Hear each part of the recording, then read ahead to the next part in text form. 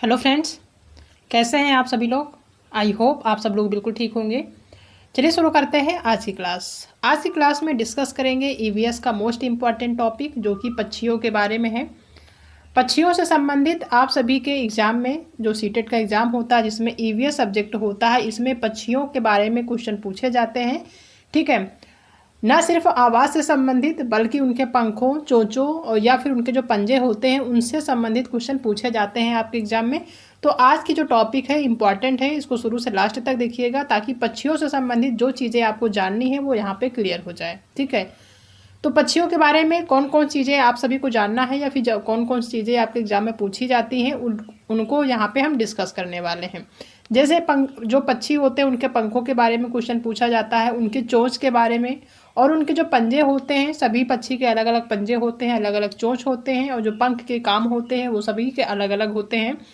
यानी जो पंख का आकार होता है सबका अलग अलग होता है, काम तो एक ही होते हैं लेकिन पंख के जो आकार होते हैं वो लगभग अलग अलग होते हैं। तो इन्हीं के बारे में डिटेल में डिस्कस करेंगे। ठीक है, तो चैनल पर नए हैं तो चैनल को सब्सक्राइब कर लीजिएगा, साथ में अपने दोस्तों को भी शेयर कर दीजिएगा ताकि उनको भी हेल्प मिल सके सीटेट एग्जाम के लिए। ठीक है, तो सबसे पहले देखते हैं पक्षियों के चोंच किस तरीके के होते हैं।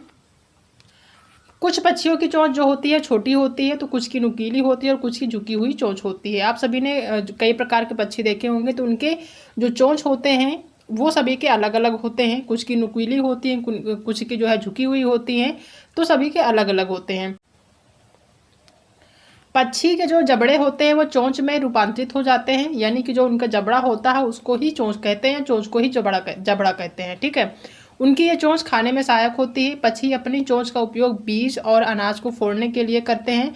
बड़ी चोंच का उपयोग भोजन को फाड़ने और पानी से छोटी मछलियों को पकड़ने के लिए भी किया जाता है। यानी जो चोंच का काम होता है, नॉर्मली जो खाना खाते हैं, जैसे हम लोग अपने मुंह दांतों से खाना खाते हैं, वैसे ये खाने का जो भी काम होता है वो अपने चोंच के माध्यम से करते हैं। ठीक है, जिसमें वो जो बीज होते हैं उनको फोड़ते हैं, अनाज जो होते हैं उनको फोड़ कर खाते हैं, जो भोजन होता है चोंच से उठाते हैं खाते हैं।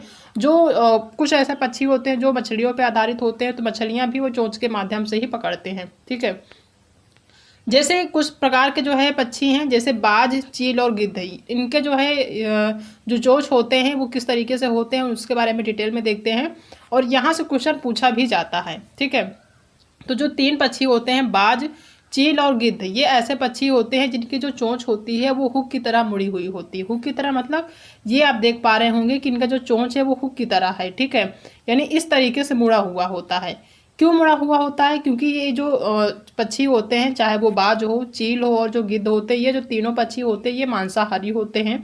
ठीक है, टोटली जो डिपेंड होते हैं वो मांस पे डिपेंड होते हैं। तो जो इनका काम होता है चोंच से, वो होता है जो मांस का टुकड़ा होता है उसको खींच खींच के खाते रहते हैं। तो उसी में जो है ये जो उनकी चोंच होती है उसी में काम आती है, चोंच को जो है नोच के खाने में। ठीक है, जब इस तरह से हुक की जैसी मुड़ी रहेगी तभी वो सही तरीके से पकड़ पाएंगे, सही तरीके से खा पाएंगे। तो इस वजह से इनकी जो चोंच होती है वो इस तरीके से हुक की तरह मुड़ी हुई होती है। ठीक है, ये आप देख पा रहे होंगे इस तरीके से इनकी चोंच जो होती है इसीलिए मुड़ी होती है, क्योंकि वो जो मांस का टुकड़ा होता है उसी को फंसा कर खींच के खाते हैं। तो ये जो है हुक की तरह मुड़ी हुई होती है इनकी तीनों पक्षियों की। नेक्स्ट जो है तोता, तोता को आपने देखा होगा कि इनकी जो चोंच होती है वो घुमावदार होती है। ठीक है, इस तरीके से इनकी चोंच होती है। ठीक है, इनका बिल्कुल अलग चोंच होता है, इस तरीके से चोंच होता है जैसे कि आप देख पा रहे हैं। और ये फल कुतरने के में जो है मदद करती है, फल कुतरने के काम आते हैं। ठीक है, क्योंकि ये फल पे ही डिपेंड होते हैं, मांस तो खाते नहीं हैं, तो इनकी जो चोंच होती है बहुत ज़्यादा झुकी नहीं होती है। ठीक है, जैसे यहाँ पे आप देख रहे हैं इनकी चोंच ऐसे होती है। ठीक है, और जो बाज होते हैं उनकी ज़्यादा झुकी हुई होती है। ठीक है, इस तरीके से, और जो इनकी चोंच होती है बहुत ज़्यादा झुकी नहीं होती, हल्की से ऐसे होती है। ठीक है, तो इतना सा डिफरेंट होता है। नेक्स्ट है कबूतर और गौरैया, इनकी चोंच किस तरीके से होती है। इन पक्षियों की जो चोंच होती है छोटी, चौड़ी और मजबूत होती है। ऐसी चोंच जो है अनाज के दानों को तोड़ने में मदद करती है। जैसे जो गौरैया होते हैं आमतौर पे आप देखते होंगे ये बहुत जंगलों में ज़्यादा नहीं होते, ये घरों पे ही देखने को मिलते हैं, घर में घोंसले बनाते हैं, घर में ही रहते हैं। ठीक है, तो इनकी जो चोंच होती है ये क्योंकि घर में रहते हो तो घर में अनाज के दाने ही मोस्टली मिलते हैं। ठीक है, तो अनाज के दाने जो है उनको तोड़ने के काम आते हैं। उनकी चोंच जो होती है बिल्कुल छोटी होती है। ठीक है, और मजबूत भी होती है, और इस चोंच के माध्यम से जो अनाज होते हैं जैसे धान हो गया या गेहूं हो गया उनको तोड़ कर खाते हैं। वैसे ही जो कबूतर होते हैं ये भी घर में या फिर जो है घर के आसपास ही देखने को मिलते हैं। ये भी, इनके भी जो चोंच होती है वो छोटी होती है और मजबूत होती है, ठीक है। और ये अनाज ये भी खाते हैं, तो इनकी भी चोंच वैसे ही होती है जैसी गौरैया की होती, समथिंग एक जैसी होती है। नेक्स्ट है सारस और बगुला। इनके जो चोंच होती है किस तरीके से होती हैं। ये जो पक्षी होते हैं सारस और बगुला, ये मछली पकड़ने वाली जो चिड़िया होती हैं, ठीक है। यानी जो भी ये पक्षी हैं सारस और बगुला, इनका जो भोजन होता है वो मछलियाँ होती हैं जिनकी चोंच लंबी पतली सुई जैसी होती है। अब इनका काम ही जो है मछलियों को पकड़ना होता है, जिसकी वजह से इनकी जो चोंच होती है वो लंबी होती है, पतली होती है, सुई के आकार जैसी होती है। जैसे कि आप देख रहे हैं इनकी जो चोंच है ये लंबी है, पतली है, ठीक है। लंबी इस वजह से रहती है, जैसे मान लीजिए ये ज़मीन में रह रहे हैं और पानी में इनको कोई मछली जो है पकड़नी है, तो पानी में पूरा जो है चोंच इनकी अंदर चली जाती है और मछली पकड़ लेती है। इस वजह से इनकी जो चोंच होती है लंबी होती है, ठीक है। छोटी होगी तो इनका पूरा जो सिर है वो चला जाएगा, और अगर लंबी है चोंच तो सिर्फ जो है चोंच ही पानी के अंदर जाएगी और मछलियाँ आसानी से पकड़ लेंगे। इस वजह से इनकी जो चोंच होती है लंबी होती है, ठीक है।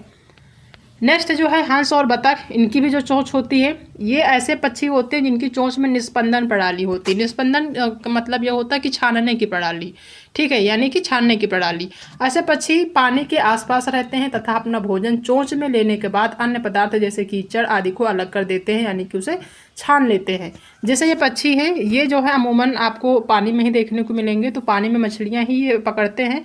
तो जब ये मछली पकड़ते हैं तो उसके साथ में जो अन्य चीज़ें आ जाती, मान लीजिए कीचड़ आ गया उस इनके चोंच में, तो ये मछली अंदर कर मतलब मछली पकड़ लेते हैं। बाकी जो अन्य चीज़ें होती है जैसे कीचड़ हो गया या अन्य खरपतवार है, वो जो आ जाती है इनके चोंच में, तो उसको क्या कर देते हैं, वो छान देते हैं। सिर्फ मछली को ही पकड़ते हैं, अंदर करते हैं अपने पेट के, ठीक है। बाकी जो कीचड़ होता है उसको वो हटा देते हैं, छान देते हैं।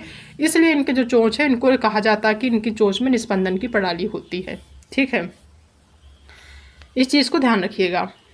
अब आता है पक्षियों के जो पंख होते हैं, पंखों के काम क्या होते हैं। यहाँ से क्वेश्चन पूछा जाता है कि जो पक्षी होते हैं वो जो है हाथ के बजाय इनके पंख होते हैं। पक्षियों के हाथ के बजाय, क्योंकि हाथ तो होते नहीं, आप सभी को पता है, दो पैर होते हैं। ये जो हाथ का काम करता है, इनके पंख ही इनके हाथ का काम करता है। इनके जो शरीर होते हैं उनके हल्के वजन वाले पंखों से ढके होते हैं, ठीक है। इनका पूरा शरीर हल्के वजन वाले पंख, यानी जो उनके पंख बहुत ज़्यादा वजन नहीं होते, हल्के होते हैं और उसी से ढके होते हैं। पंख पक्षियों को गर्मी, सर्दी और बारिश से बचाते हैं, ठीक है। जो पंख होते हैं वो पक्षियों को गर्मी, सर्दी और बारिश से बचाते हैं। यहाँ से क्वेश्चन पूछा जाता है जो पक्षियों के पंख होते हैं उनका काम क्या है, तो उनका यही काम होता है कि जो पंख होते हैं उससे जो पक्षी होते हैं उनको गर्मी से भी राहत मिलती है, सर्दी से भी, और जब बारिश होती है तो भी जो उनके पंख होते हैं उससे उसकी वजह से जो बारिश का पानी होता है उनके शरीर में नहीं जा पाता है। कुछ पक्षी ऐसे स्थान पर उड़ते रह सकते हैं, इस घटना को होवरिंग कहा जाता है। अच्छा, कुछ पक्षी ऐसे भी होते हैं जो एक ही स्थान पर उड़ते हैं, ठीक है। मान लीजिए कि यहाँ पे कुछ कोई कीड़ा मकोड़ा है, कोई पक्षी उड़ती हुई आ रही है, तो यहीं पे इकट्ठा खड़े मतलब एक ही जगह पे रह के वो उड़ती रहती है और शिकार को एकटक देखती रहती है। तो ये जो एक जगह पे उड़ती रहती है उसको क्या कहते हैं, होवरिंग कहते हैं, ठीक है। कुछ पक्षी होते हैं मंडराते रहते हैं, जैसे आप चील देखते हैं वो मंडराते रहते हैं आसपास एरियाज में जहाँ पे उनको शिकार दिखता है, जहाँ पे उनको पशु पक्षी या अन्य जो जानवर दिख जाते हैं उनके खाने वाले, तो वो घूमते रहते हैं। लेकिन अब ये होवरिंग करने की जो कला है कौन से पक्षियों में होती है, तो वो होती है हमिंग बर्ड और गिद्ध में। गिद्ध में भी ये होवरिंग करने की जो है कला होती है, और जो हमिंग बर्ड होता है जो कि सबसे छोटा बर्ड होता है उसमें भी ये चीज़ होती है होवरिंग करने की, यानी कि दोनों पक्षी एक जगह पे खड़े रहकर या एक ही स्थान पे जो है उड़ते रह सकते हैं, ठीक है।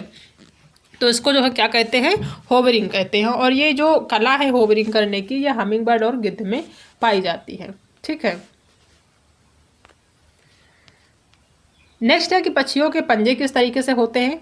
तो पक्षियों के जो पैर होते हैं वो बैठने, कूदने, खरोचने, तैरने आदि के लिए काम आते हैं, ये आप सभी को पता है। उनके पैरों के अंत में संकीर्ण और घुमावदार नाखून होते हैं जिन्हें पंजा कहते हैं, जैसे ये होते हैं ना इस तरीके से, ठीक है। ये उनका जो है क्या कहा जाता है, पंजा कहा जाता है, ठीक है। उनमें नाखून भी होते हैं। और सभी जो पक्षी होते हैं सभी पक्षियों के अलग अलग नाखून होते हैं, अलग अलग पंजे होते हैं, ठीक है। कुछ पक्षियों के जैसे पंजे इस तरीके से आप देख पाएंगे और कुछ के इस तरीके से देख पाएंगे, ठीक है। ये सभी पक्षियों के अलग अलग तरीके हैं पंजों के, ठीक है। सभी के जो पंजे होते हैं उनके अलग आकार होते हैं, अलग डिजाइन होते हैं, जैसे कि आप देख पा रहे होंगे यहाँ पे जो पंजे हैं वो अलग तरीके से हैं और यहाँ पे जो हैं वो अलग तरीके से हैं, ठीक है। तो ये अलग अलग पंजे हर पक्षी के अलग अलग होते हैं, ठीक है। तो ये टोटली जो टॉपिक है वो पक्षियों से संबंधित है, उनके चोंच, उनके पंजे, उनके पंख से संबंधित चीज़ें हमने डिस्कस करी है इस टॉपिक में। ये इंपॉर्टेंट है क्योंकि यहाँ से 1 से 2 नंबर का क्वेश्चन हमेशा एग्जाम में पूछा जाता है, तो इसको स्किप नहीं करना है, इसको ध्यान से पढ़ लेना है। और इनसे संबंधित जो भी क्वेश्चन आते हैं आपके एग्जाम में, जिस टाइप के पूछे जाते हैं, उनको भी हम डिस्कस करेंगे आने वाले टाइम में। जब हम क्वेश्चन आंसर डिस्कस करेंगे तो इनसे संबंधित जो भी क्वेश्चन आपके एग्जाम में पूछे जाते हैं, जिस टाइप के पूछे जाते हैं, उनको भी हम डिस्कस करेंगे, ठीक है। तो आई होप कि आप सभी को आज की क्लास पसंद आई होगी। अगर आज की क्लास पसंद आई है तो वीडियो को लाइक करिएगा, अपने दोस्तों में शेयर करिएगा, और अगर आप चैनल पर पहली बार आए हैं तो चैनल को सब्सक्राइब करना बिल्कुल भी मत भूलिएगा। मिलते हैं नेक्स्ट क्लास में एक नए टॉपिक के साथ, तब तक अपना ध्यान रखिएगा।